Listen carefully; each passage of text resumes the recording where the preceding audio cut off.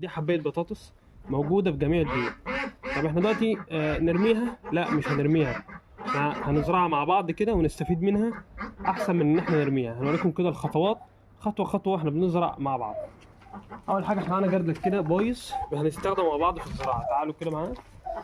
تمام، خطوه خطوه ركز معانا. ده ركش.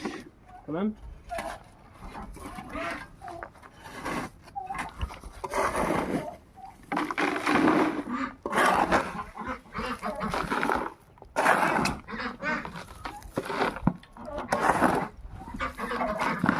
تمام. ملينا كده الركش بتاعنا، هنجيب عليه ميه نخليه يتشرب كده شويه. المفروض تعمل فتحه من الجردل تحت. تمام،